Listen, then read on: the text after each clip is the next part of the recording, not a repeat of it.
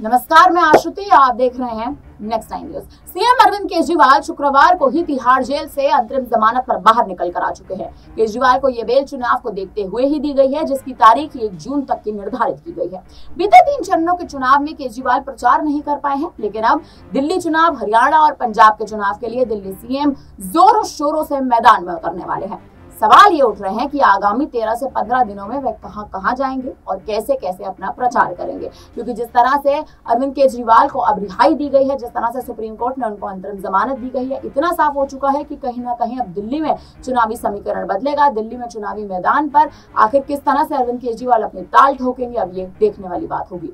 आपको बता दें कि पहले चरण के चुनाव में आम आदमी पार्टी असम में 2 सीटों पर चुनाव लड़ी थी, जिसमें अरविंद केजरीवाल चुनाव प्रचार नहीं कर पाए थे। तीसरे चरण के चुनाव में आम आदमी पार्टी गुजरात में 2 सीटों पर चुनाव लड़ी थी, जिसमें अरविंद केजरीवाल उस वक्त भी चुनाव नहीं कर पाए थे। लेकिन अब दिल्ली में चुनाव होने वाले हैं। दिल्ली में चुनाव प्रचार के लिए गिनती के 12-13 दिन का ही समय बचा है और अब आम आदमी पार्टी 4 सीटों पर दिल्ली में चुनाव लड़ रही है। आपको ये भी बता दें कि दिल्ली में आप और कांग्रेस का गठबंधन है, लेकिन गठबंधन में अंतरकलह की स्थिति बनी हुई है। तो कहीं ना कहीं अरविंद केजरीवाल के मत में, अरविंद केजरीवाल के मस्तिष्क में इस बात की साफ, एक तरह से उनको इस बात का साफ आभास है कि कहीं ना कहीं कांग्रेस भी उन्हें धोखा दे सकती है।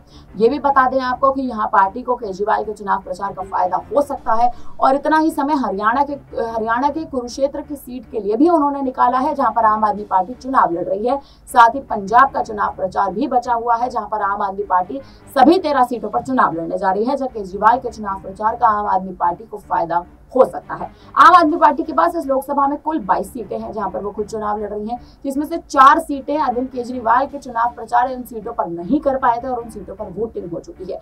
लेकिन अब कहीं ना कहीं अरविंद केजरीवाल उन बची 13 सीटों पर मतदान से पहले कहीं ना कहीं चुनाव प्रचार करना चाहते हैं और उसी के लिए आम आदमी पार्टी के खेल में एक आपसी मंथन की स्थिति बनी हुई है। अब देखना यह है कि अरविंद केजरीवाल के वापस सरेंडर होने से पहले आखिर किस ओर केजरीवाल का मामला घूमेगा और आखिर किस ओर आम आदमी पार्टी का जो भविष्य है वो दिल्ली में और तमाम पंजाब और हरियाणा के भी क्षेत्रों में किस तरह से अरविंद केजरीवाल का भविष्य, आम आदमी पार्टी का भविष्य निर्धारित होगा। फिलहाल अब इस खबर पर आप क्या कहेंगे, हमें कमेंट करके जरूर बताइएगा। धन्यवाद।